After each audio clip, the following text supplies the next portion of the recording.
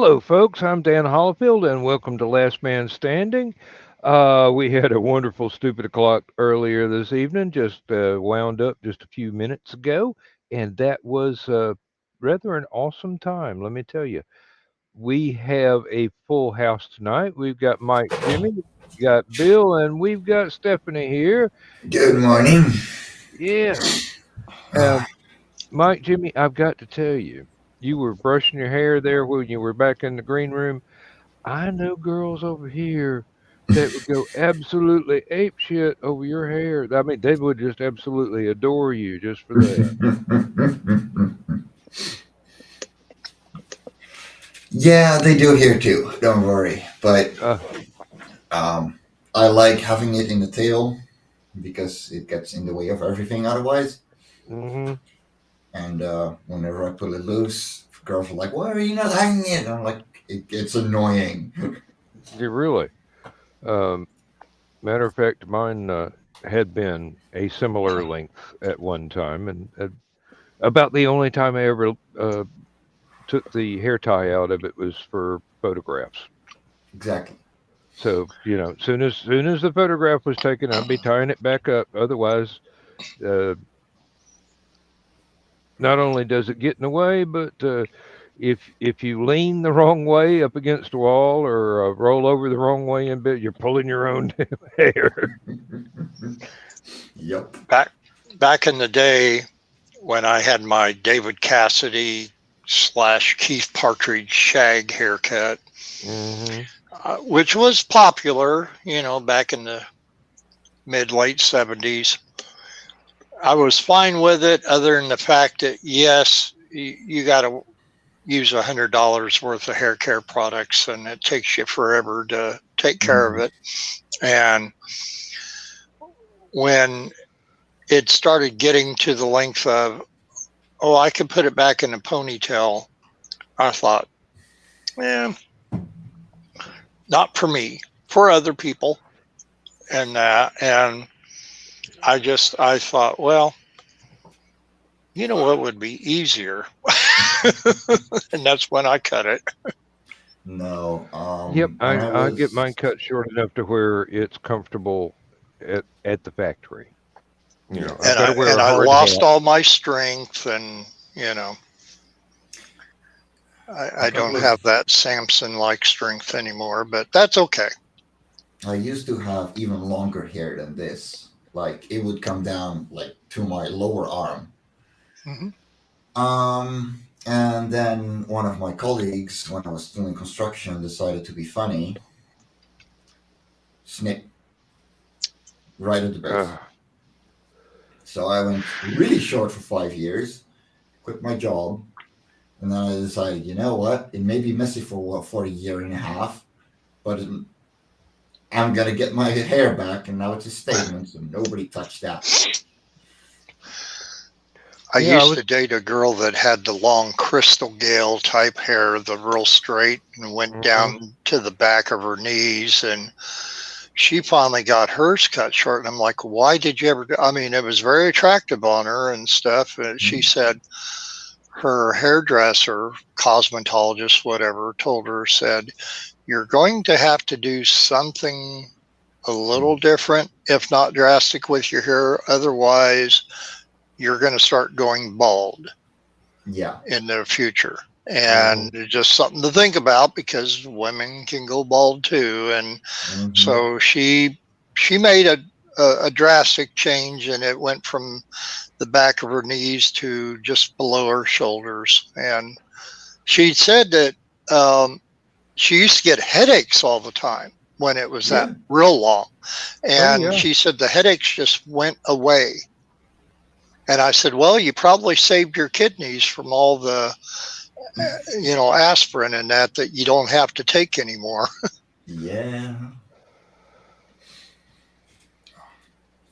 Oh man. Well, there's something also to be said the utility of keeping your hair short. You just wash it, dry it, brush it, and walk out of the bathroom. I mean, well, it helps if you put on a pair of pants first, but the principle's the same. Says you, but I no longer live alone, so Yeah, I got my Right. summer haircut a couple of weeks ago, and I basically can dry my hair inside of about 30, 40 seconds. Yeah, it takes a little longer for me. Mhm. Yeah, I yeah. gotta take off one of my I ears. decided that getting dressed before I left the bathroom was something I needed to start doing once I had teenagers. Well, you got to stop letting random teenagers come in your house like that. If you keep the doors I don't know. locked, You marry their mom. They kind of it's a package deal. I mean, Mm. yeah, just don't give them a key. I've never known a teenager that needed a key. And that is very true. They can get in. Stephanie, what's the longest you've ever had your hair? I got it down to about my waist. Um, Oh, but it nice. was just kind of a pain in the butt to keep up with. And Mm. most of the time I wore it either in a ponytail or a braid just to keep it out of the way. Yeah, my hair is getting too thin to put in a braid or anything, so I'm just Well, ponytail, fine. I have got very, very fine hair, but there is a lot of it. Mm. And a lot of times I couldn't get the hairstylists to understand. There's really, I'd come in with a ponytail, and the ponytail would be about, this big Hmm. around, trying to get it. There we go. Um, and they were like, "Oh, well, she didn't have much hair." And I'm like, "No, you don't understand. It's fine, but there's a lot of it." And I remember I went in to have my hair done for a black tie affair at work, and the stylist decided he was going to give me big hair, which was in at Oh, that time. yeah. And I'm like, "Are you sure you have time for this? I mean, the thing starts at this time, and I have to go home and do my makeup and get dressed." "Oh, yeah, yeah, yeah, no problem, no problem, no problem." By the time he was done, he had to call in another stylist. It took 3 sets of hot rollers, and I was an hour and a half late to the event. Yeah. I No, didn't go back there. it's This is why I exactly the same always for take me. my wife and I go, honey, tell them what you want to look at because I don't even see it till I brush my hair. The only time I ever see what my hair is doing is if I ever look in a mirror. Most mirrors I look into, there's traffic. I don't see my face. I see other cars. Which is a Oh, good thing. Hey, uh, once my hair started turning gray, it, I was very reluctant to go and get it cut in any way, shape, or form because every time they cut it, more gray showed up. I mean, right now it's to the point to where um, I'm amazed that it's not white. Mm. But if you ever see a picture of me from back when I was in college, when my hair actually had a color, and there will be people online that will pop up and go, "I knew him then." I'm going, "You got a long memory." I'm So, starting to notice blonde highlights. yeah, Like turning red, from red, it's turning blonde. And I'm like, okay, I know where this is going. And this is starting to get way less as well. But my dad was already bald at my age. So, yeah, I'm surprised it's still there. oh, my sister swears up and down that my brother is keeping Grecian formula alive as a corporation. But he's starting to show a little bit of silver now. That is a genetic thing. Our family it goes gray very early. Um, Greasy kid stuff. yeah, Mom actually did not want to go and meet my dad when they were both in high school because she could not figure out why this old guy was cruising around the grocery store parking lot trying to pick up chicks. Yeah, my grandpa was bald at 18, so Mm, yeah, he had just the one band like that. That is too well, early. in later years, Dad, I guess in his early 70s, he started rocking the Captain Picard look, and I'm going, okay, if that's what I got to look forward to, I can deal. They got the Riker beard and the Picard no hair. This is not a curse.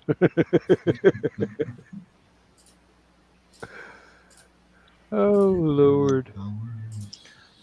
So, and I think maybe it was brought up on this, and I'm thinking Stephanie said something about it before, but I was born a blonde. Laura was too, and our hair got darker as we got older. Um, I was born with hazel eyes, but now have green eyes with a blue ring around the outside of it. Somewhere or another over the years, my eyes changed. And for one, I never noticed it forever. And they said, well, don't you ever look at the mirror when you shave? And yeah, but I'm looking at my face and not my eyes. And then one day, I think it was over Christmas one year, we were talking about eyes and eye color and that. And I said, yeah, mine are hazel. And Laura's little sister Jenny says, no, they're not. Your eyes are green. I'm like, green? What are you talking about? And she pulls out a mirror and shoves it up into my face. And I got looking at it. I'm like, holy crap, my eyes are green. And either Stephanie, either you or someone I recently talked to, was it you that said that your eye color can change? Yeah. And my sister went from blue eyes to vivid green eyes when she was in her late teens. So that was kind of what she's got. Good, I mean, she's brunette. She's got these gorgeous green eyes. Mm-hmm. But she started off with blue eyes up until she was in her mid to late teens. Mm. But I'm lucky. I was one of the blondes. I was platinum when I was a little kid. And the older I've gotten, the darker it's gotten. And so now if I let it go natural color, people think I've dyed my hair. If I bleach my hair out to the color that it used to be, it's like, oh, that's your natural hair color. But yeah, see, my dad had brown eyes and my mom had blue eyes. My brother had blue eyes. And, now is there a reason why color change can be that even with eyes as much as anything else? Or that's not in my bailiwick, and I got no clue. I would guess somewhere between genetics, diet, and circumstances. I mean, Stephanie was talking about when her sister was in her late teens and her eyes turned green. When I was in my late teens, I went to college and my eyes became bloodshot for a long time. Yep. Matter of fact, they still are that way from sheer exhaustion of the working life that I have now. So don't get me started. 18 months and I will be sitting in this chair full time. Not too full time or you're gonna die. No, I'll probably get more writing done. No, there's too much stuff I've got to do around the house and everything else. I mean, Dan, I think you, at the beginning of the show, when you have your intro song and the graphics and that, I think either you or maybe Get Skunk, even though I know he's kind of MIA these days, but to do a countdown graphic till your retirement. So every week, when Last Man Standing starts, right before it goes to you, saying, you know, 18 months, 7 days, and 12 hours and 36 minutes or whatever. Bill, you'd have to redo the graphic twice a week for the two different shows. Well, I, yeah. I've got it in Excel. I've got it, and I've also got it as part of my checkbook registry that I did for an Excel spreadsheet. It counts down, and it eliminates weekends, it eliminates holidays, and it eliminates vacation days. And I have less than 416 days left to work. Sounds better that Uh, way, the doesn't it?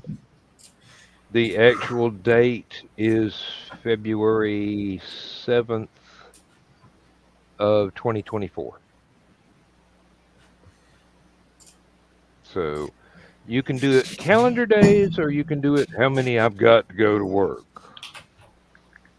I like that I've got to go to work because, barring overtime, which I have had a few unexpected examples of in the last couple of weeks. Um, So I think I would be Getting the down and under reverse. 400. Oh, I think I would do the calendar days.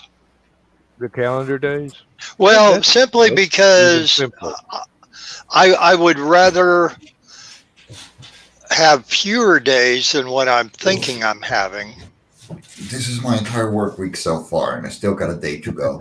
So this is the amount of hours that the last numbers are the amount of hours I did. So it's easier for me to put it into an invoice because I work as a freelancer there too. Mm-hmm. It's been long weeks, very long weeks. Well, week before last, I wound up with a 64-hour paycheck, and last week's paycheck that I just got um, was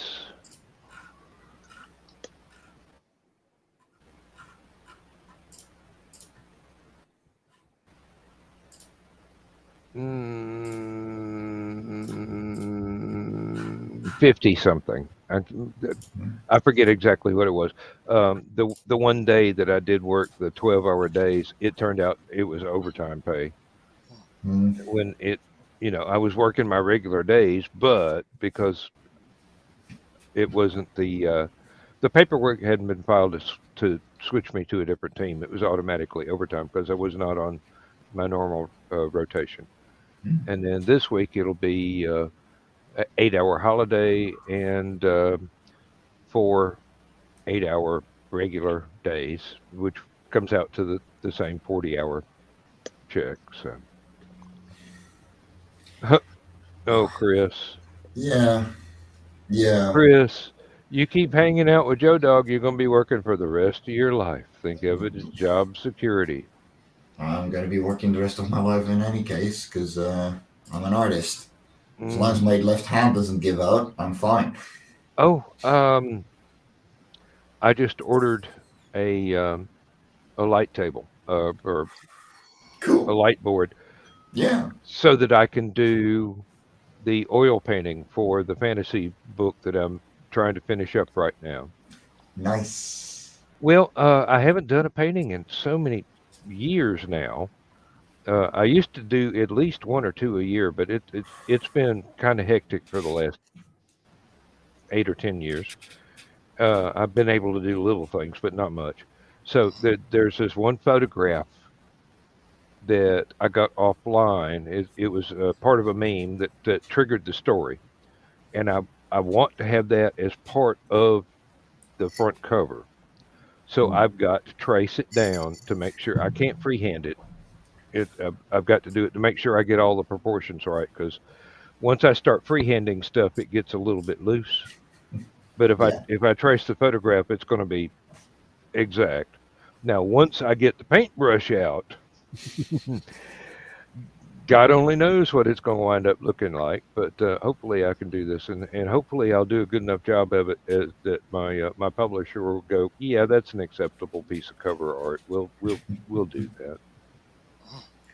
I keep looking at a light table over every time I go to Hobby Lobby. They have one there that looks very, very nice. And right now in my studio, I have nowhere for it.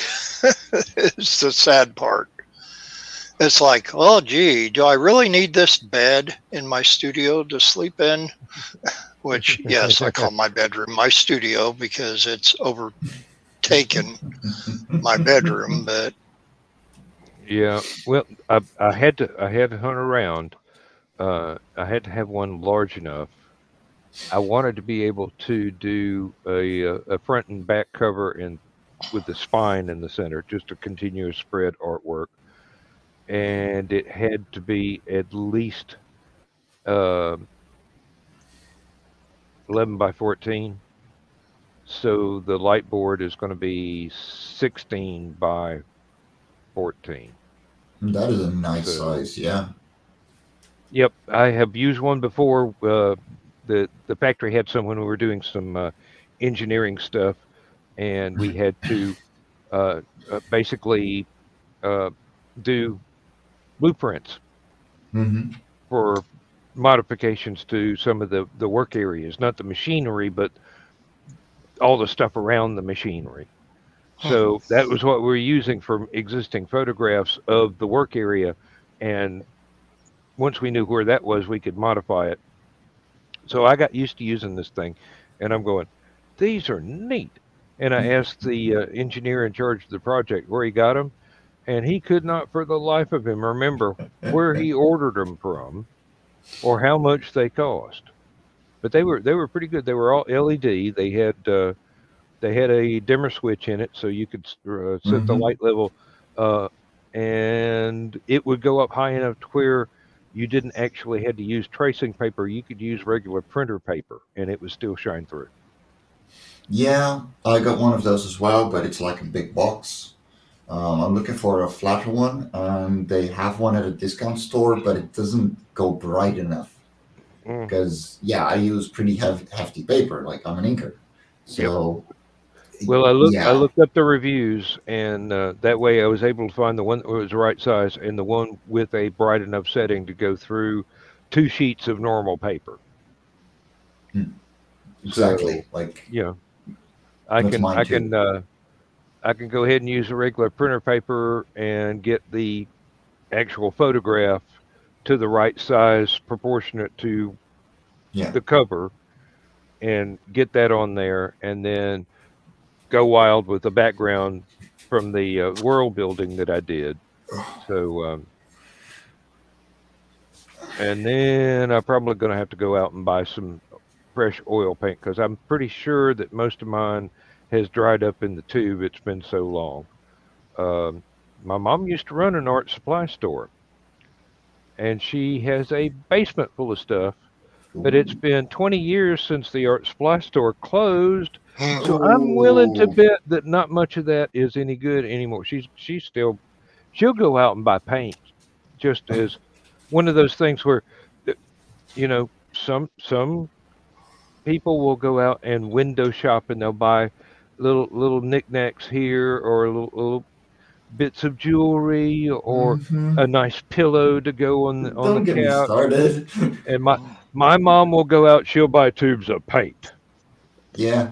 and I, brushes and canvas yeah. because mom is where I get most of my ability for art from because she started her first job while she was still in high school. She was uh, color tinting black and white photographs from a photography studio before color film got invented. So people would come in, have their black and white done. They'd want it in color. Mom would see what the clothes and everything were when they were doing the photograph, and she just colorized the damn thing. Wow. Yeah, that was her Well, job, also, and she Chris, has. Oh yeah. I don't consider art writing and creating as working compared to your regular job. My, It's all work, but being creative is more fun. the thing is, like, I am a mover as my side job. That's 2 or 3 days a week. Every other waking moment of my life, I'm a publisher and an artist. Like that is my main job. That is my main goal. The side job is literally to get me on with paying artists that I hire, publish Hmm. books, pay the rent, um, and I'm slowly building out of that. So yeah, no. If I don't see it as work, it may not always be fun, but I got to do it. There are some It's going to pay days, one bill or another. yeah. I've done some commissions before in the past where I thought, man, I would just rather punch a clock and go to Oh work. It yeah, just was a little bit much of a challenge, or actually maybe once or twice that I can remember. It was the person I was doing the commission for. I know at least of two people, and actually both of them.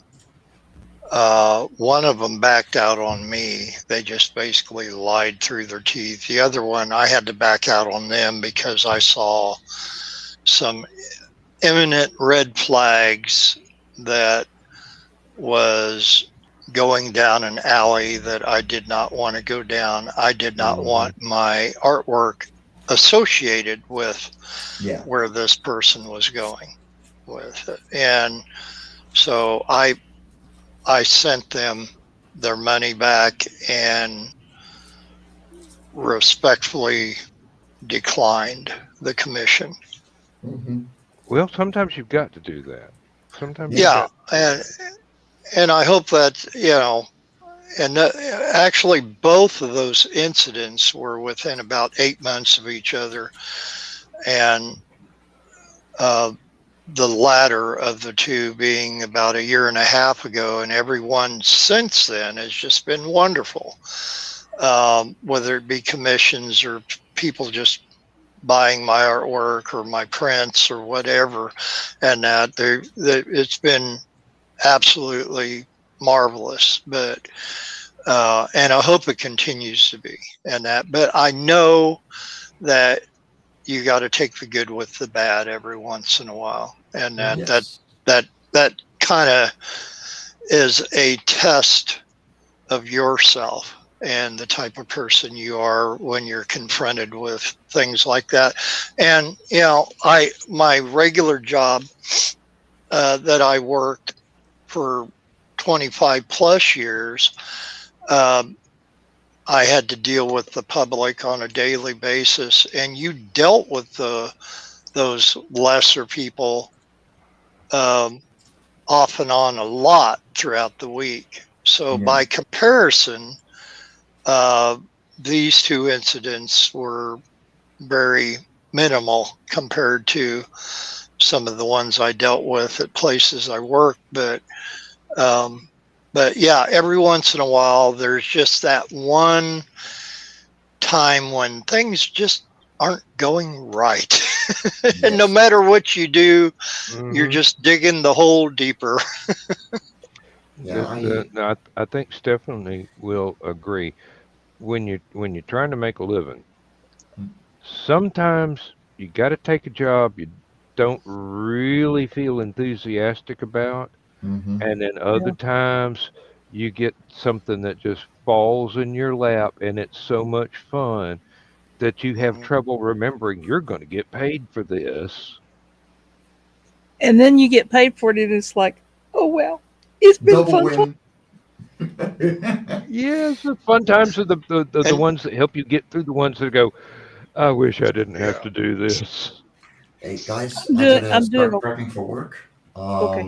I will Okay. talk to you guys later, and hopefully I'll see you Saturday morning. okay. Have a good day. Take it Have a easy, good night guys. there, or good day. Yeah, I'm doing. keep. I'm doing a Wallace and Gromit. Yeah, No, Cheese. my main thing is I love a challenge and that. And so if it's something that somebody says, hey, can you do this or whatever, or even if I'm just doing something on my own just for practice sketches. I was talking to Laura last week about doing some stuff. A couple weeks ago, it was a lot of anime.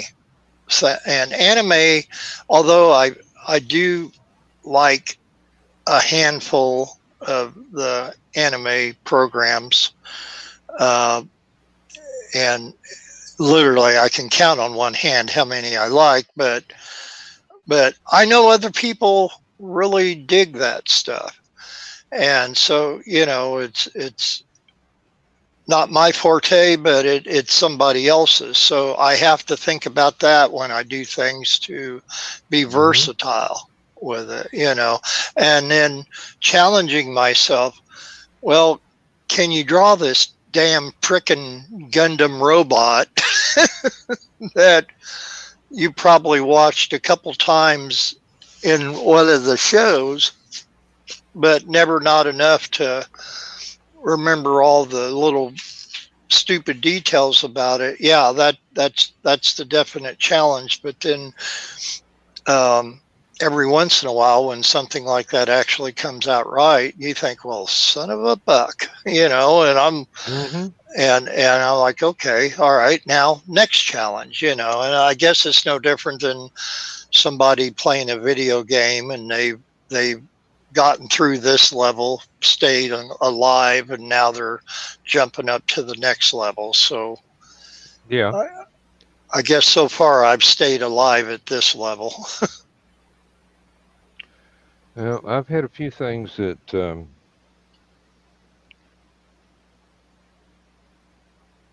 it's one of those cases where I was asked to do it and I did it and I was surprised at how happy I was with the result because I did not like what I was commissioned to do as an idea, but it turned out to be a really nice painting anyway because there was enough freedom in the commission for me to go ahead and throw my own little touches in there. So I guess that's what made it fun for me. Is I got the base requirements down, and then I started uh, doing make it mine, make it mine, make it mine. Here's this, here's this, here's this. All the details that were not specifically asked for, but got included in the work. And And if they like your artwork enough to want to commission you to do something like that, they need to give you that freedom well, to yeah, embellish a little bit here and there, because that's what makes it your own. And then that actually makes it more of a individual piece for the person who commissioned you. Guys, I hate to interrupt. It seems that we have breaking news. oh, Around 11:30 a.m. Japanese time, while presenting a speech in Nara City, Shinzo Abe was reportedly shot and had collapsed. According to the reporters, gunshots were heard. He was taken to a local hospital. Local reports say his heartbeat has stopped. He was shot 3 times from behind with a shotgun. good God. God rest his soul in heaven above. So, And explain who this person is. former Prime Minister of Japan. Yeah. Okay. Apparently multiple time Prime Minister of Japan. So he's had enough years to piss off a bunch of different people. It's Yeah. not going to be easy to solve this. So this is let's see, what the heck time is it? Is it in Japan right now? Don't have that able to pull up on this computer. I'm getting there.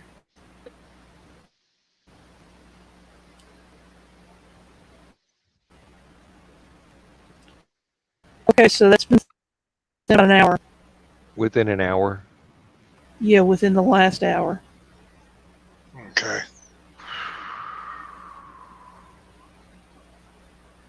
And it's already in Wikipedia.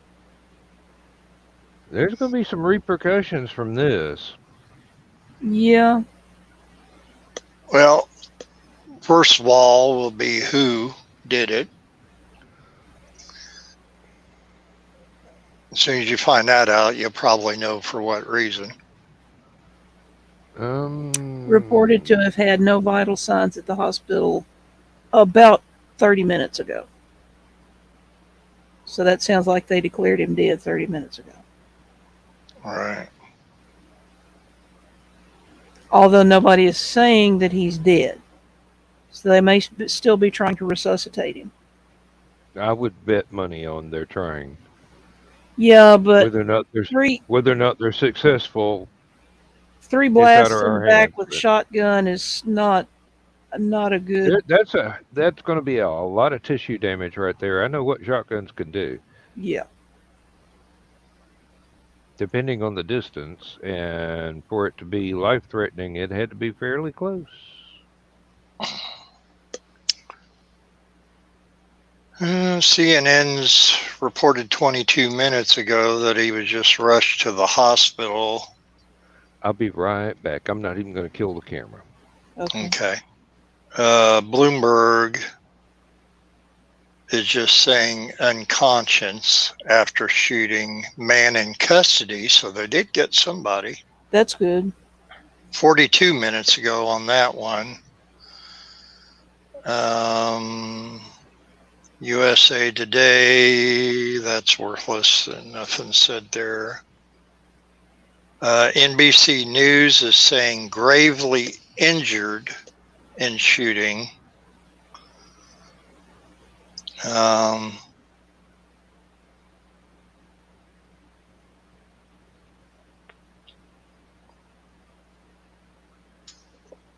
And Los Angeles Times is saying apparently shot in heart failure.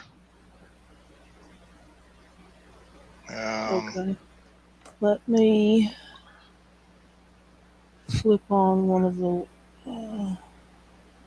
Most of the other ones are just saying shot. So Washington Post, ABC 7 New York, a lot of those stories.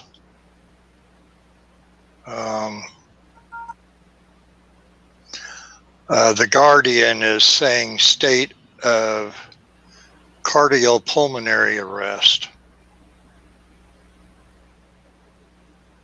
after collapsing while making a speech. I'm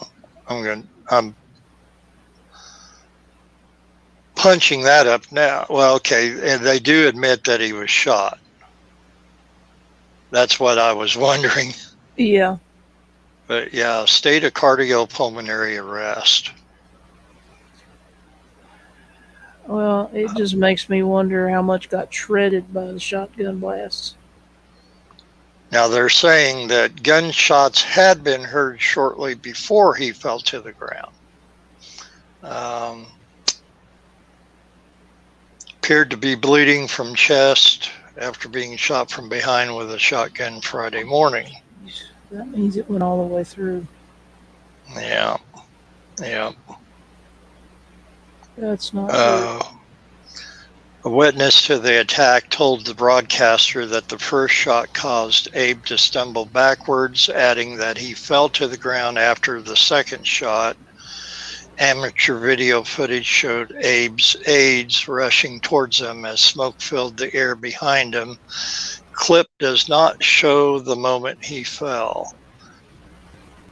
Suspected gunmen, as in plural, reportedly did not attempt to flee and was detained at the scene. Abe, who was flown to the hospital by helicopter, had been in the city of Nara, make campaign speech, blah, blah, blah. and just saying that it's a breaking news story. Please check back for updates. This was once again was from the Guardian, and trying to see how many minutes ago.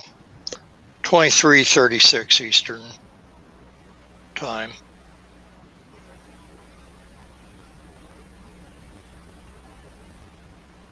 So CNN is currently reporting on it, okay. but I don't think they really know. Probably less than what we know.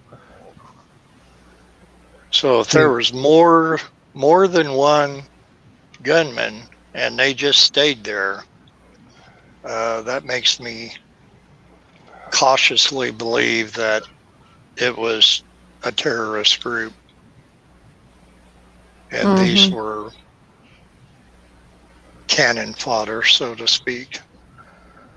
Isn't that the way that usually goes? Well, unfortunately, yes. I hope you're wrong, but I'm afraid you're right.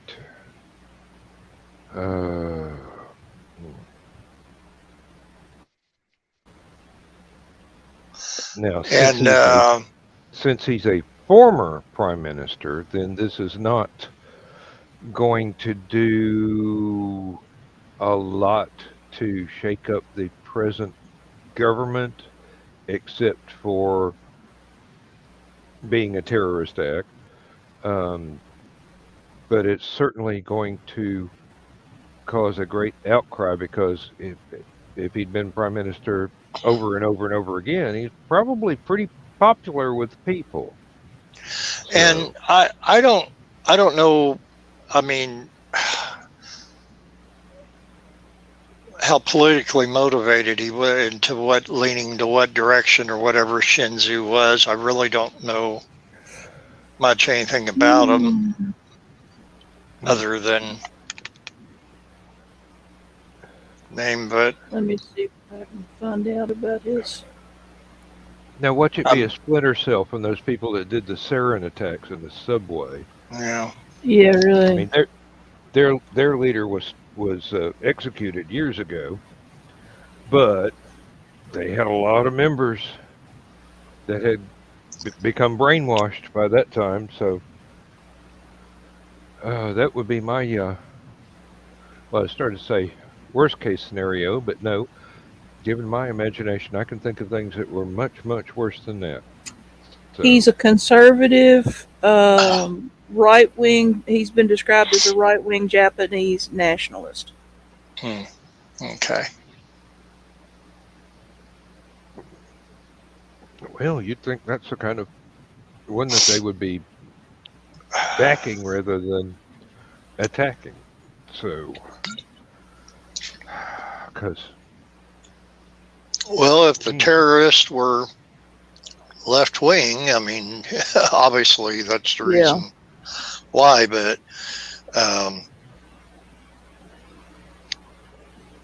speaking of right wing prime ministers, I heard that. Oh, go ahead. You got something, Steph? Yeah. He is a member of Nippon Kaigi, Japan's largest far-right, ultra-conservative, ultra-nationalist, and reactionary non-governmental organization and lobby. He holds negationist views on Japanese history, including denying the role of government coercion in the recruitment of comfort women during World War II. A position. Okay, no, yeah.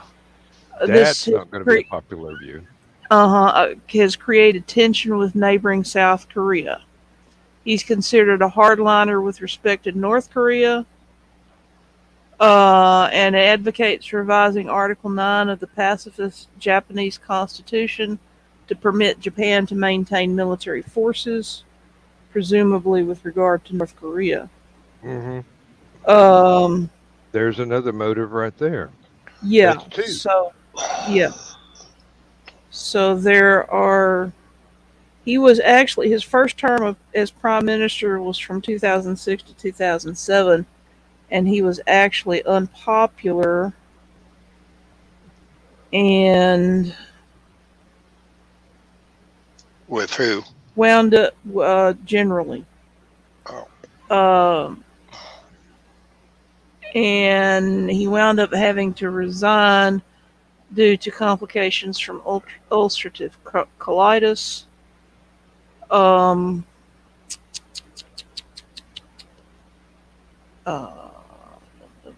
second term.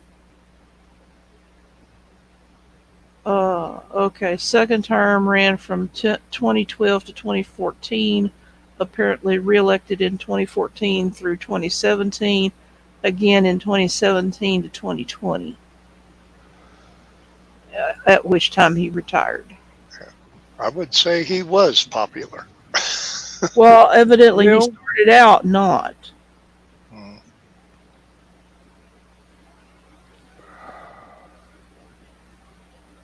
Well, as any political thing,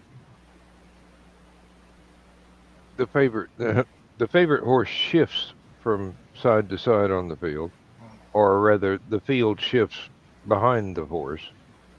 A favorite may come out of. Oh wow! I'm going to mix metaphors really well and go left field, but yeah, there might have been a growing number of people who agreed with some of his policies, which would explain why he regained the position. And then again, it could have been just another, like we have over here, politics as usual. Put somebody in there that can give speeches effectively, and while the party behind them controls everything that goes on. Oh, surely that didn't happen. Yeah. Yeah, a little bit. Yep. So now, since no one's confirming his death at the moment, well, they're either trying to work a miracle, or they're waiting for the correct moment. Well, I think as soon as all this had happened, and since now we're getting the news this early, you could probably still safely say that he may still be alive. If this was a couple hours old or more, then that might be the politics rearing its head, not wanting to release information yet. Yeah. But this early, well, I would still say that it's believable. Well, I recognize. I've got to say now. Go ahead. None of the three of us are experts on Japanese culture. No. So we're making judgments from our own experience and the politics that we're used to. They may have a whole lot of other variables that we just have no idea. So well, it would be no different. I mean, some cultures are more protective than others in one sense. God forbid, say the queen would die. How soon would that information be released? Yeah. Mm-hmm. Within 48 hours, unless it was in the middle of a war. That was the picture that I threw up there. That was Shinzo Abe, the guy who's been shot. And I recognize him. I remember him from when he was prime minister. He probably was not. I worked a Japanese payload shuttle mission some years ago, but this would have been after that shuttle mission. So. Yeah, Chris, they might be trying to get in touch with his family. That's also another consideration Point. we didn't Point. remark on. Um, Well, somebody that high up, I'm sure that's probably instantaneously that would happen because just the it's the right people that they would be able to get a hold of who they needed to right away. well, we shall see as circumstances develop. Well, I Um, was going to say it's going to be an interesting time now afterwards to watch what's going on in Japan. yeah, if it were the U.S., I would be wondering who they're going to scapegoat for it. But seeing as how it's Japan, I have no idea what their reaction will be. Um, we'll just have to see what the ID of the perpetrators turns out to be and Mhm. their background. So, Ironically, I've been watching the Waltons all week, and they're up to the latter episodes where it was just at the end of WW2. And I think it was yesterday or day before's episode was when they sat around the radio and they heard about the bomb being dropped. And people were trying to fathom everyone that was affected by it and the differences of opinions about it, whether it should have happened or not. And as far as, saying, okay, um, well, they got to give in now. They gotta they they gotta surrender. My God, they dropped the bomb and they have to surrender now. And then some others were in the episodes, and it was a two-parter that said, "Oh, you don't understand. This is going to affect them the other way." And I think it was almost a parallel reference to when Japanese bombed Pearl Harbor. mhm. The effect that it had, and then of course the famous "waking the sleeping giant" phrase that came out of that.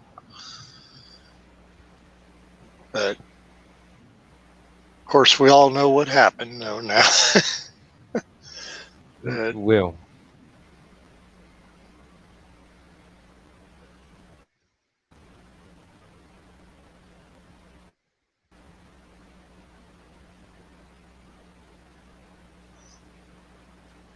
I think even when I was in grade school, there was still enough about the Red Scare. We had to go through the drills, oh yeah, hiding under the desk and duck and cover, yeah. all that, because anybody could have the bomb back then. We I don't remember us doing that. I guess because we were just a hop, skip, and jump away from Oak Ridge, so we knew Well, that was going to be a major target. There's no way that hiding under the desk is going to do anything more than put the imprint of the top of the desk on the back of my head. So I don't think that the teachers even went through it. But I never. the main, I mean, I think I'm old enough for it to have been a duck and cover, because I lived through the Cuban Missile Crisis, but I yeah, don't remember any of that.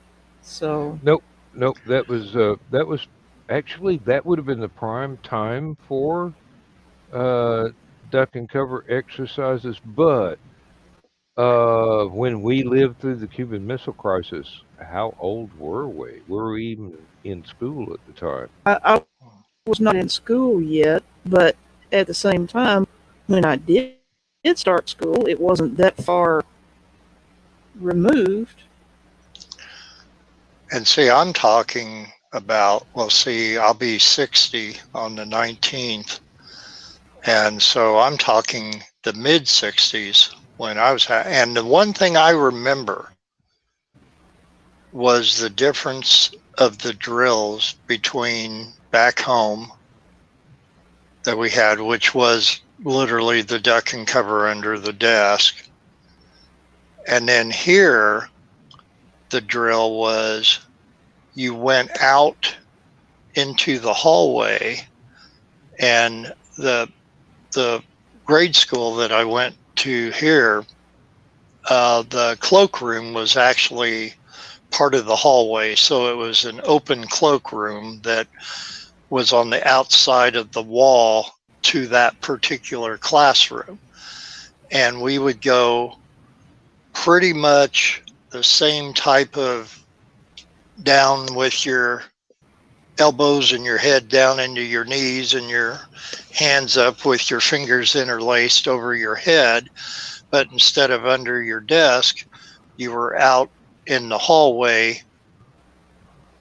on the floor underneath where your coat was hung up. Yep. Now, while I don't remember having to go through duck and cover drills, let's see. By the time of the Kennedy assassination, I was 6 and just starting school. And like I said, don't remember the duck and cover drills, but I do remember all the signs for this way to the fallout shelter as opposed to bomb shelter. So, and I ran into that in multiple schools in multiple states in short order because we moved around a bit, not like a military family would move from base to base, but Dad was always finding a job that would give him more personal freedom to do what he wanted to do, and jobs that were challenging enough for him to remain interested in. He once was working at the Y12 gas diffusion plant and quit because it wasn't challenging enough. It was all old. It was all old, established techniques and everything. It was all textbook. It was cookbook, and he didn't like that. He wanted to be, cutting edge sort of stuff, learning new stuff. So,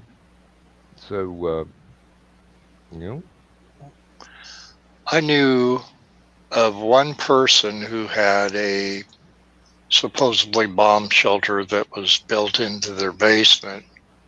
Have a good day, Mike. Yeah, good morning to you, Mike. And it was kind of a weird thing because you would go down the basement. It was a finished basement, kind of made into a rec room, rumpus room, whatever you want to call it. And here's a great big wooden shelf on the wall from floor to ceiling over in one corner. And I remember my friend going around, reaching his hand behind the back of the shelf and unhooking this just regular hook and eye latch. And the whole bookcase was hinged and it opened up like a door. And you had this room that was no bigger than a walk-in closet that had benches on 2 sides of the room, and then it had shelves going all the way around all 4 walls, no windows, of course. And we used to kind of poke fun at him, and he'd say, well, now, how's that going to be a bomb shelter when all you have is just this wooden hinged bookcase of a door that would be obliterated in seconds? And we always said, well, that's probably where your grandfather or great grandfather had a still or something. Is what it looked more that like something that was being hid from the feds or something, than it was a actual functioning bomb shelter, such as it was. Hey, when my little brother had his house built, not that long ago, well, less than 25 years ago, um, part of the blueprints and part of the construction included a panic room. So it's a very secure location. Very difficult to get into from the outside if you don't have the key, Mm. if you don't know where it is to start with. Um, but it would make a passable fallout shelter. Believe me, it's far enough underground. Um, If I had my pick of having a fallout shelter, it blast from would the be past. it would be uh, the entrance would be from the library. I would have a little Shakespeare bust where you tilted the head backwards and you push the button, and then the walls would open up and there's the bat poles going down. That I knew. I that would knew. I knew. Yes. Yes. Yes. I would be going for blast from the past. That's yeah. a pretty damn good plan right there. And it's you see enough of it in the movie to where you could blueprint that out if you wanted to. Mhm. Uh, Now But that was a up fallout shelter, not a bomb shelter. So yeah. Well, and up here, I think what more Well, people had that they converted into bomb shelters or whatever were the root cellars that were hmm dug into the ground, that were, of yeah, course, originally made to be used as a root cellar, but when the tornado skies shelter. grew dark and you saw the funnel clouds, that's where you went. hmm So that was your fallout shelter. Yep, as far as and nukes are concerned, if you're talking about bomb shelters, you're looking at Cheyenne Mountain. hmm Anything else is a fallout shelter. Yeah. yep. Uh, And I think the possibilities up here, at least, uh, since we moved up north, are much greater that you're going to be more worried about tornadoes than you are about nuclear fallout or well, even atomic fallout.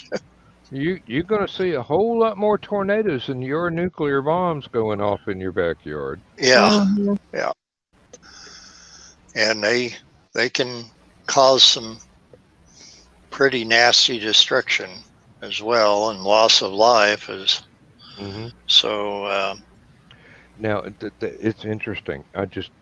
It gave me pause to think. Now, uh, my wife was raised with the lessons her family learned from having to use the London Underground as bomb shelters from the Blitz. So, some of the places that she and her neighbors played in were bomb craters Mhm. in her hometown. I mean, we were there. We walked through, and she go, yeah, that they're just finally cleaning that up now. It was originally a buzz bomb went off there. A V1 went up, fell and went off right there, and we go a little bit later, and oh yeah, that's from one of the Luftwaffe bombing raids just before Battle of Britain, and it's like we'd walk around and go, yeah, this is this Civil War battlefield, but it was much more recent for them. Mhm. So Yeah. the Well. acceptance of it as a historical thing was there, but the immediacy was different. And once again, to reference tornadoes, and that I think a lot of people could say, well, this is where this tornado went through, and I'll use Ogden, Illinois, as a reference, which is just west of me. This town was been almost flattened numerous times. Sarah Heiser used to live in Ogden, and if she was still out there, she could tell you how many times tornadoes wreaked havoc through this small little community that was not much more than 700 people. And now when you drive through there, you could tell by either the empty lots or new houses or modulars put into place where old historic grand structures used to stand, that are no longer there, and because of the tornado, and you could literally see the path of where the destruction went through by the new construction. I'm quite familiar with it. There's one. Well, I hate to call it a trailer park because it's upscale. I guess modular construction park now, or a modular construction neighborhood. There's one that has been rebuilt at least twice within my memory. Tornado went through it. There's been about 7 or 8 others that were never rebuilt. They were just once everybody got out and got all their stuff that they could salvage, they were just bulldozed and left. There's definite through this area here, because of the landscape, because of the prevailing wind patterns, tornadoes take what is basically, you could call it a regular path. I mean, there are individual variations, but the general path is almost exactly the same. And there was one every place. time. There was one place that was absolutely wiped out, and then it took 10 or 12 years later, and it became a bunch of McMansions. That's one of the few that did not turn back into another trailer park. But and I'm going, y'all do realize why this land was bare to start with when you had your house built. Yeah, I don't think that was mentioned in the sales brochure. The Native Americans thought that the Europeans were crazy for settling in tornado tracks. Yeah, well. Hey, John. And look at how many places are in floodplains. Yeah. I mean, seriously, we're going, well, it happened once, but ain't likely to happen again till next week. We have a TV station that meteorologists host these little, they're basically public service announcements that they do in between commercials, and it's called Fact or Fiction. And one, of course, is talking about lightning never striking twice in the same place, which is false, obviously. You know why? Because once lightning strikes the same place, ain't there no more. Well, but what they reference is the Empire State Building, how many hundreds of times it struck within a year. And one of the reasons why they have the lightning rods on there and that was a staple of every person that lived in rural communities or on farms, that you had which now they're collectible. They're antique collectibles. You had Oh, the I know, lightning I know. rods with the glass balls and that. But and then the other one concerning We tornadoes we was salvaged those off of a barn we tore down for a neighbor's barn that we were asked to tear down for parts. I mean, it was. I mean, you had the glass balls; they would have been collectible, except they had been struck, so they were half melted. That might not have. Well, that might have improved their collector's value. They worked, yeah. you know. And the tornado aspect, the one that they had for the tornadoes for the fact or fiction was talking about two tornadoes forming a one larger tornado. And where my Mhm. first thought, just kind of guesstimating it, I would have said it was false, but they said actually it is true. They both have to be larger tornadoes to begin with, but they surely can form a super They can tornado. merge. Yeah, Hmm. yeah. They say it's rare, but they say it can and actually has happened. Yep. Let's see. Interrupting the topic a second, guys. I just discovered this statement in an Associated Press article.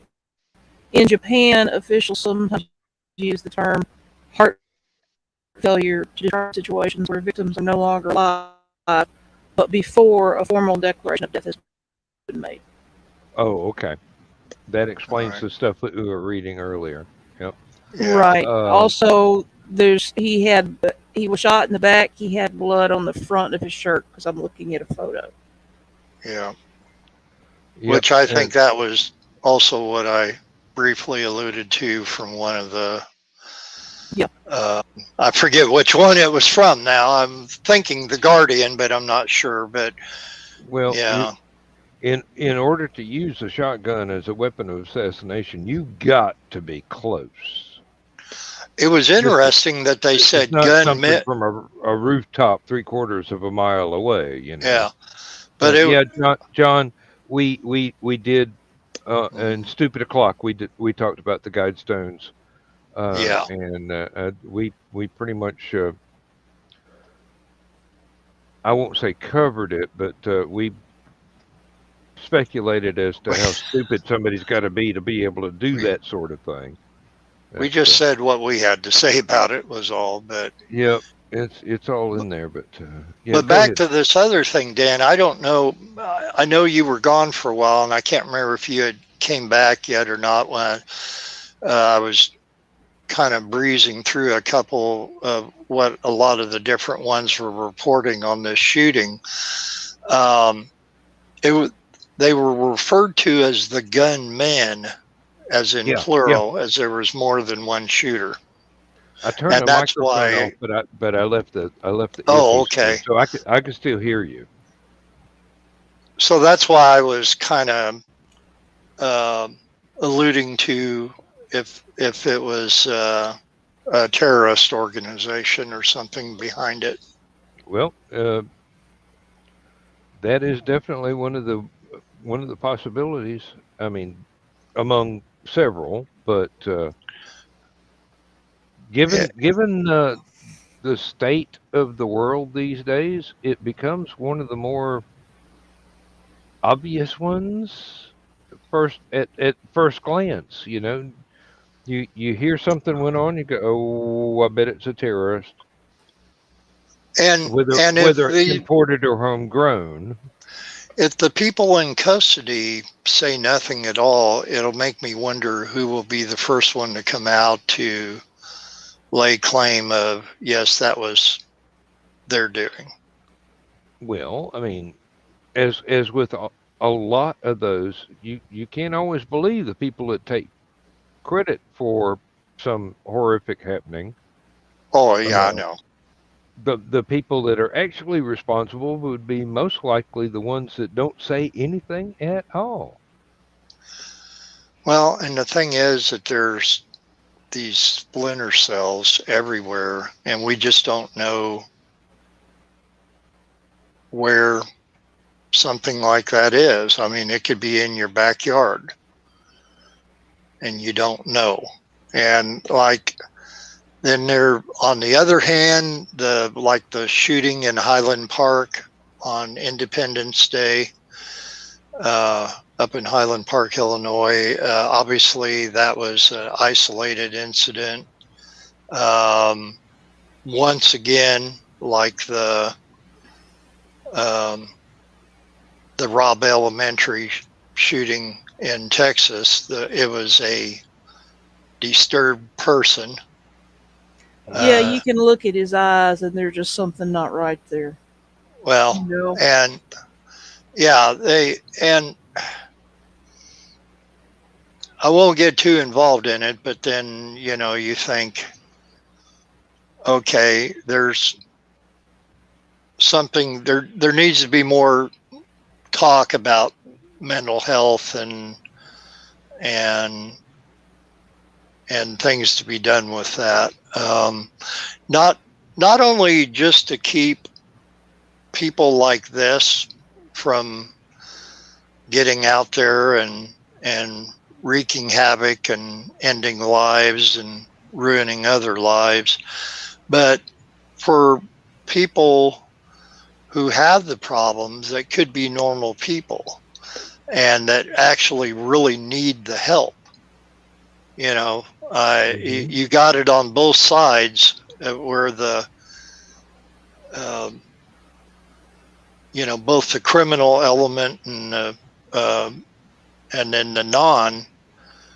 If they're having the issues and they need the help, then we need to get it, the help to the people, and as a preventative measure, if not for anything else. Oh You yeah, know. you don't have to be a violent extremist to need mental health care. You could be No.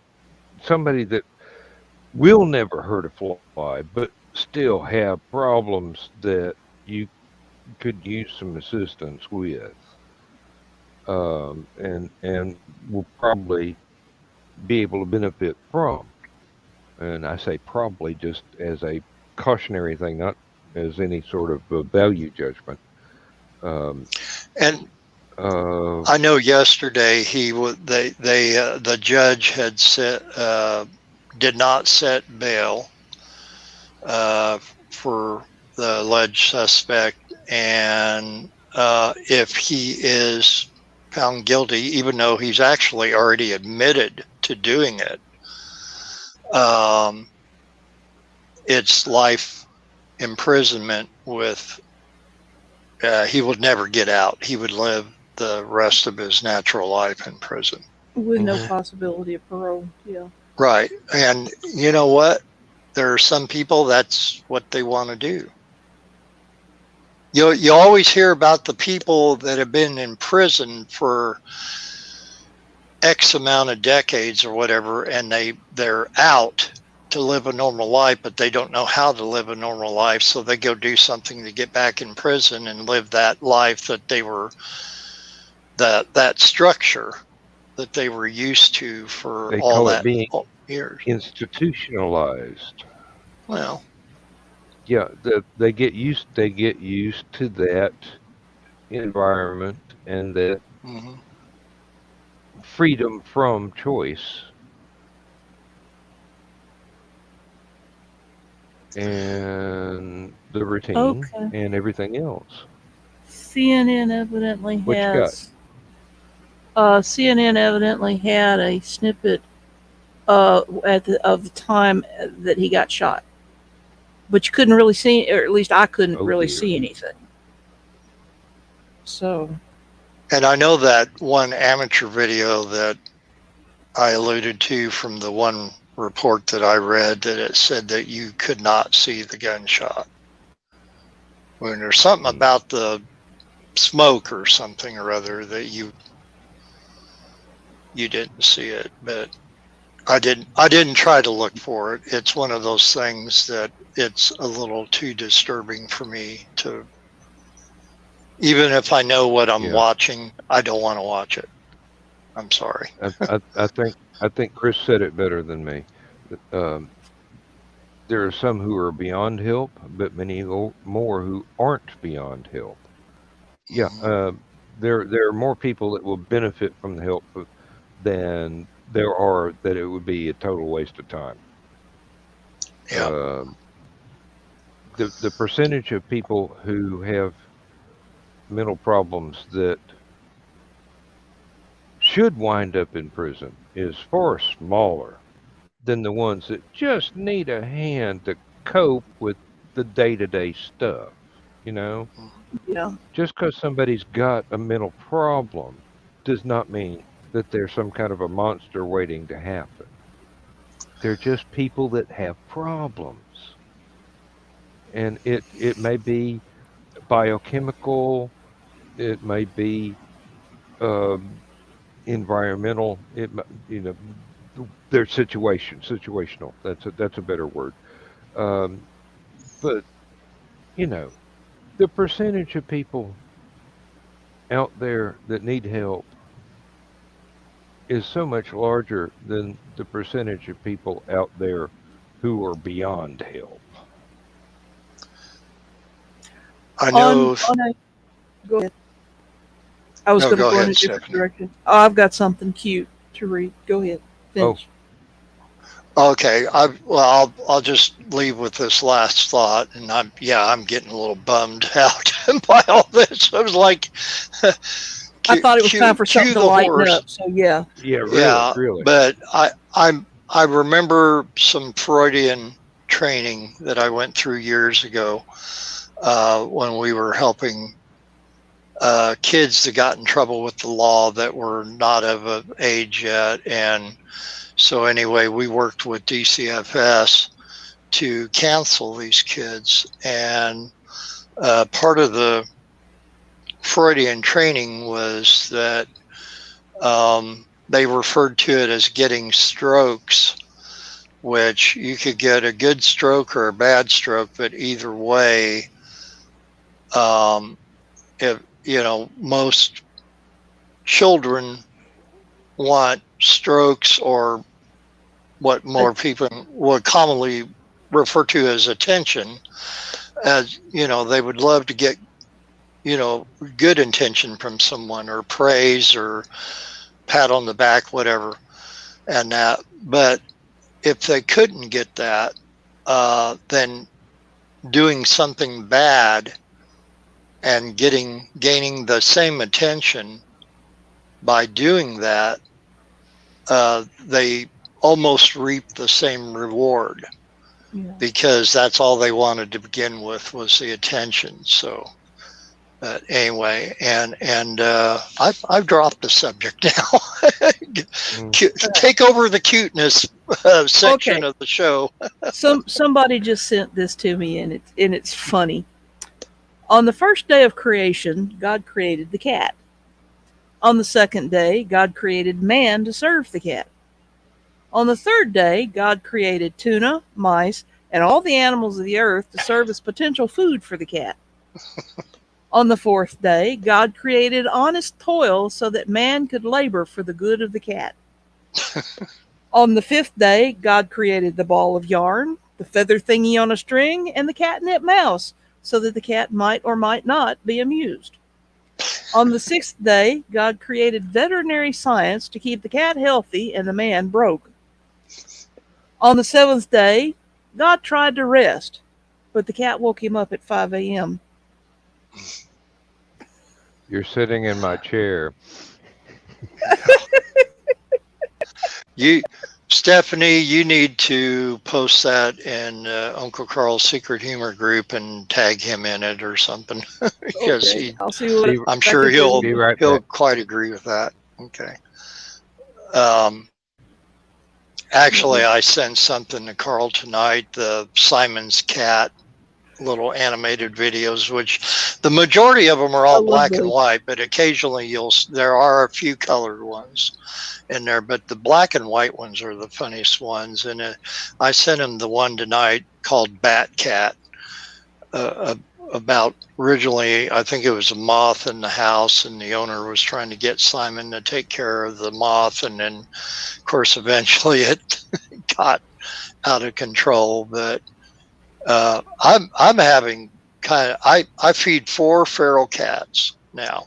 It started out as 1 last year, and now, so tonight I'm going into the kitchen to check on these fried sweet corn nuggets that I've got in the air fryer to see if they're done yet or not. And I look out my kitchen window, which right out the kitchen window is the bird bath and my shepherd's hook with all the bird feeders and critter feeders on it. And I see the little calico cat out there, kind of hiding underneath the bird bath, looking straight up into the air. And of course, I know she's looking at the birds, thinking that she's going to capture one, which I know the birds are way too smart for her. But I looked up and I saw 2 of my turtle doves on the power lines, just sitting up there watching the cat, like, yeah, we're not coming down while you're still down there, you know. So much as I love the cat, I had to peck on the window a little bit and have her go away, which I know she probably came back within 10 minutes, but I put the food dish and the food and water dish and that on the opposite side of my place, just simply for that reason.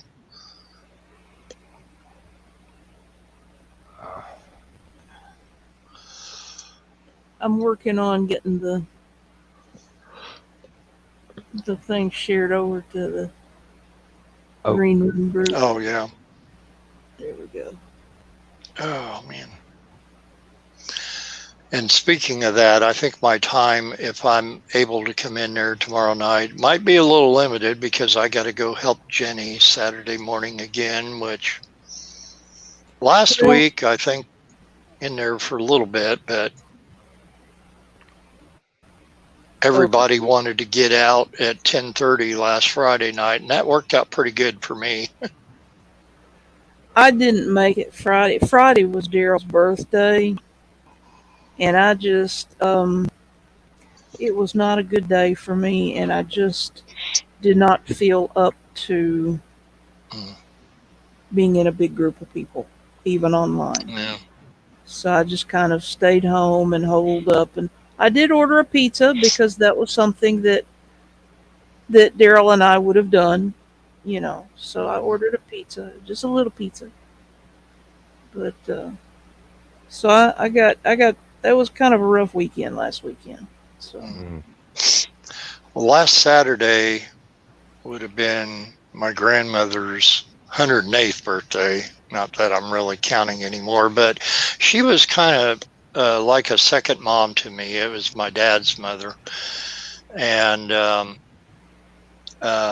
not saying anything bad about my mom, because I had the best parents ever. And I think because I had made myself busy, of course I was at Jenny's with her and her sister Laura doing the sale till about the middle of the afternoon, and then run back to do a handful of this and that before the show last Saturday night. It kept me busy enough that I didn't forget about what day it was. I even mentioned it to Laura and Jenny, but because they were there, it made me, I felt better about it. I have a worse time being alone in certain situations than I do with somebody else. And and I know other people are the opposite, but if I could have come up with something appropriate to do, I would have, but I couldn't. And he and I used to go watch the fireworks, but there were no fireworks on Friday. There were on Saturday, and since he was born in France, we can celebrate his birthday on the 1st or the 2nd. So I decided we usually celebrated on the 1st, Mhm. but I decided, well, okay, I'm going to go watch the fireworks, and I'm going to get a pint of ice cream and eat it because that's he started the tradition of us going to see fireworks and sitting in the car, each with a pint of ice cream and eating the ice cream while we waited and watched the fireworks. So that's what I did, and I sat in the car and with a pint of ice cream and ate the ice cream and watched the fireworks. So that was Saturday, Well, and that was good, you know. But yeah. I couldn't find anything to do on the Friday, so that was kind of a bummer of a day. But And we actually watched fireworks last Saturday evening, and that's why I was a half hour late to the show last week. And um, Jenny kind of called me at the last minute. Hey, Bill, let's go watch fireworks, and Kayla wants Uncle Bill to come. That was always our tradition, the three of us, to go watch 4th of July fireworks. Usually it was here in Oakwood, but Oakwood lately has not been doing it, originally because of COVID, and then now they're saying the person that they had hired to do the fireworks is no longer in business. And um, I have some other thoughts on that, but that'll be another time. But so they had some south of Danville, where Carl and Donna live, in Tilton, Illinois, and we went there and watched a live band and got to see the fireworks, and then got back and got on the air to watch Dan vamp until somebody else came on with him, which well, I didn't realize he was by himself. But by the time I got home, we had a thunderstorm moving in, and I didn't want to get on the computer with a thunderstorm yeah, going on. So I just, and I feel bad that Dan wound up having to do it all by himself. But well, he did for the first half hour. So I came in at 10:30. okay, So what, I, not to say that I saved a day, I probably just did the opposite. But well, you gave him yeah, somebody to bounce stuff off of, though. yeah, and then it grew after that, and we got more people in, and it was all good. And you mentioning the storms and that is making me pull up my radar, because we're supposed to have more come through. It looks like we just had some come through, and what we have left tonight is, Well, they kept talking about strong storms today. Everybody be weather aware and blah blah blah. And we had one this morning. We had one rain shower that didn't even get under the trees wet. Occasionally, I could hear a distant rumble of thunder off and on through the afternoon, and that's all we got. yeah, we got just some intermittent stuff right now. Earlier this afternoon, it was we had some pretty good thunderstorms, a little bit of heavy rain, and not real bad winds. The storms from last week caused a humongous, about a third of a tree came down, just missed the trailer where Laura's dad lives. And so he didn't realize it until yesterday. Laura calls her dad every night at 6 o'clock to kind of check on him, and that's their traditional time that they talk to each other when they're not together.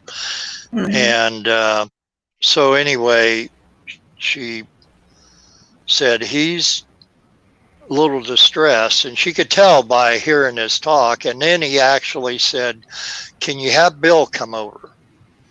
I want him to take a look at this." So for him to actually ask for me to come over, not that he hasn't before, but just the way he was acting, Laura said, "Would you go over there?" And sure enough, it was a pretty big mess, and I could see where he was kind of scared about it. then so he didn't want to do anything last night. And so I came back over today around noon.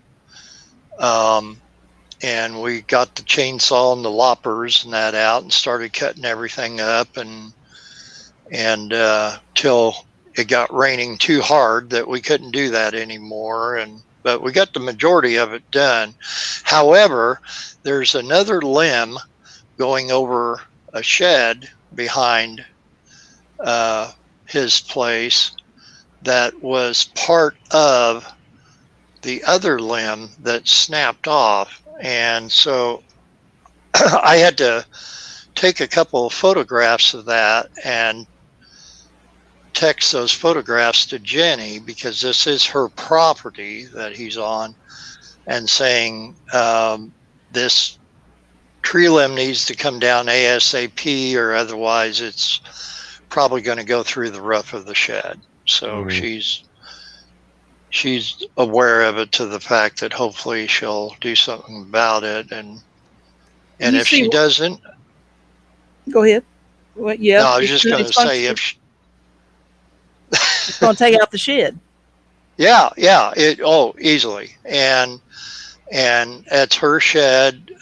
She hasn't had it there that long, really. She had another one moved over there that's much bigger, and I know she'd be in a heartbeat there for that one, but she gets sidetracked with things. And so, but Laura said, don't say any more to her about it. You have, and you sent her the pictures and let her do what she needs to be done. But I know for a fact that if nothing's done in a certain amount of time, her 88-year-old father is going to want to go out there and try to climb a ladder and do things himself, and that's not going to happen. Laura and I will not allow that. Yep. It may happen, but it won't have good results. Yep. Well, it should not be see, allowed to happen. Yeah. You see this Right. window behind me? Mm-hmm. Straight back there is the first in a line of Bradford pears that lined the entrance to our subdivision.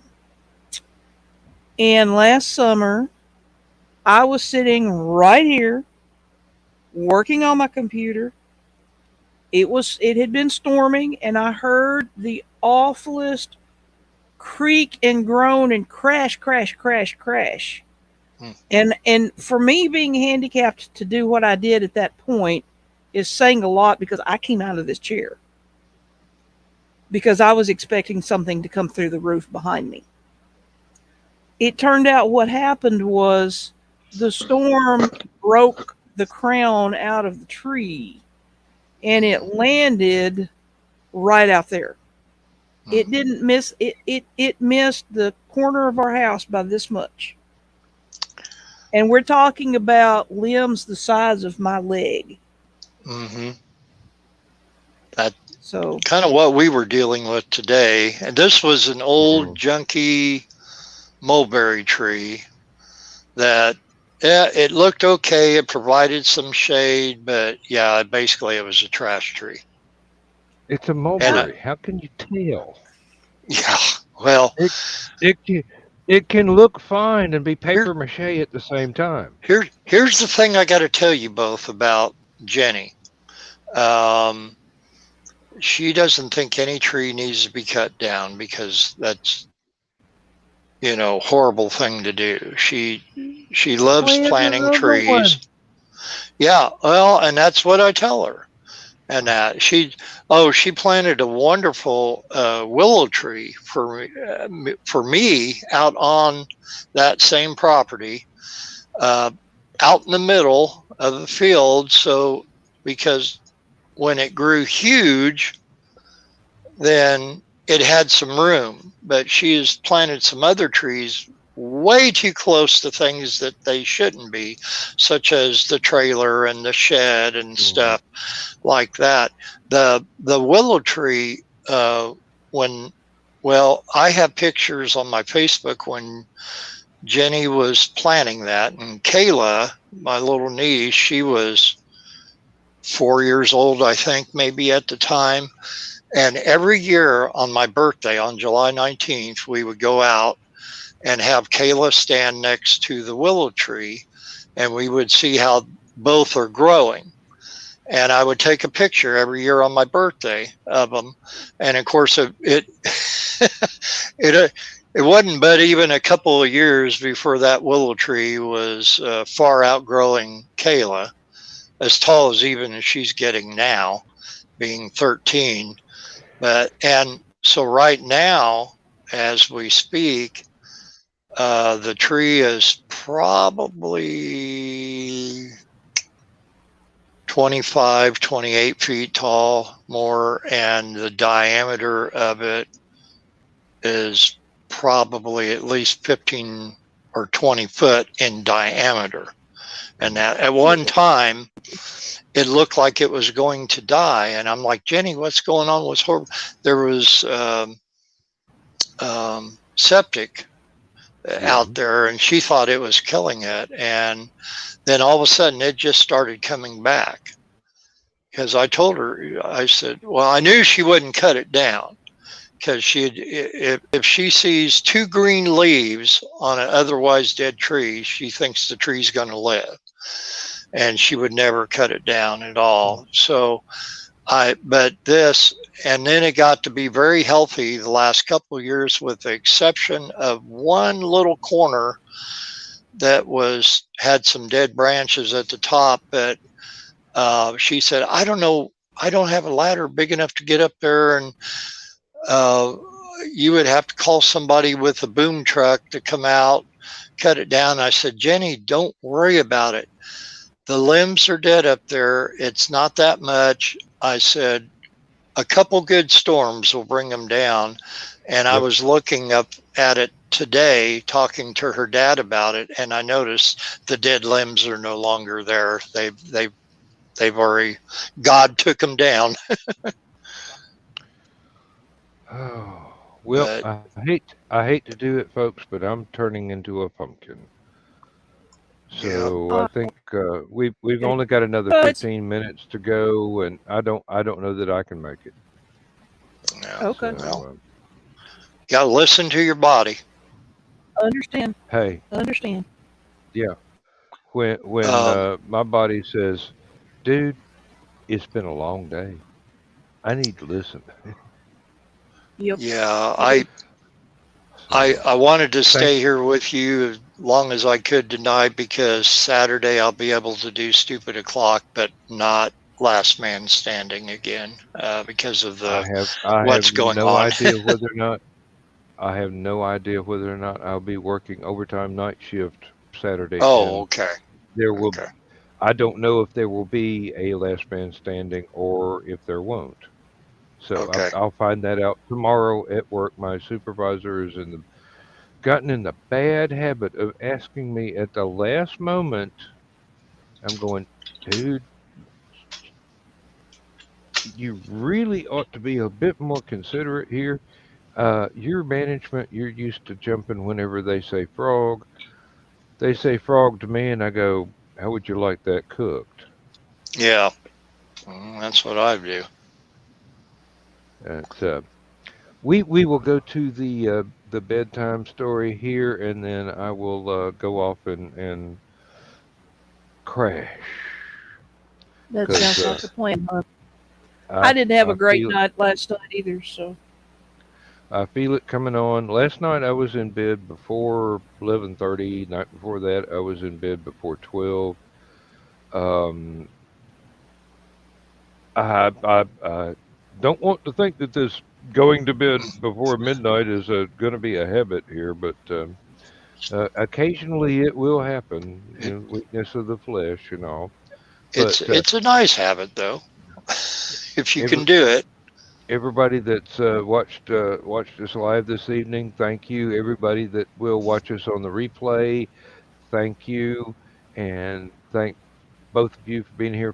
Thank Mike Jimmy for being here. Thank Chris for being in the comment section. So, oh, and who else? Did we have John? Thank you for being in the comments. Yeah. Um, and I believe that covers everybody that was Ace. interacting tonight. Ace was over in Stupid O'clock. He Oh, never. that's right. That's right. Yep, yep. We miss Ace. We really do. But Yep. you know, it's a late night show, so not everybody has got the time to do it, and not everybody. I mean, I'd rather go to bed early than wind up with Joe Dog having to wake up and go again, Dan. Everybody's looking at the top of your head. So, thank y'all for being here. Um, it's been fun, and we are standing with the people of Japan right now, going, "This is the god awful thing that just happened," and we feel for you. We sympathize. Uh, Not that there's anything we can do. You're just gonna have to sort this yourselves, and we'll be watching Yeah. and waiting to see what Yeah. what Comes made up. this happen. Yeah. Definitely keep Japan in our prayers. That's for Mhm. sure. Yep. Yep. And with that note, let me go to here and go. Okay, I've got it ready to go. So I'll see y'all. If not tomorrow night, then possibly Saturday night.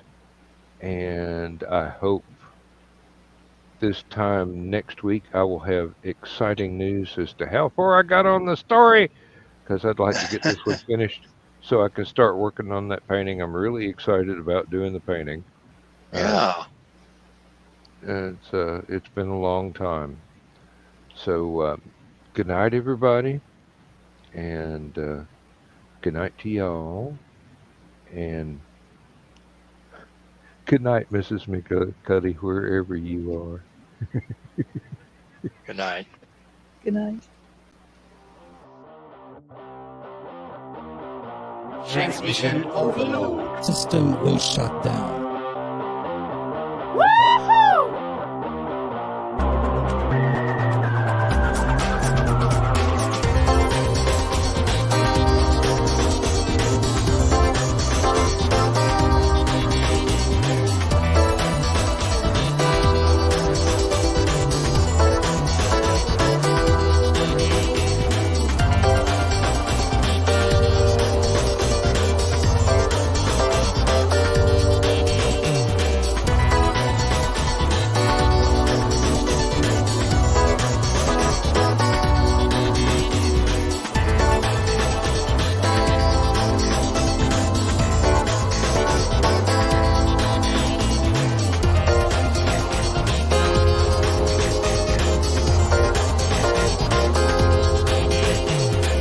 Transmission overload. System will shut down.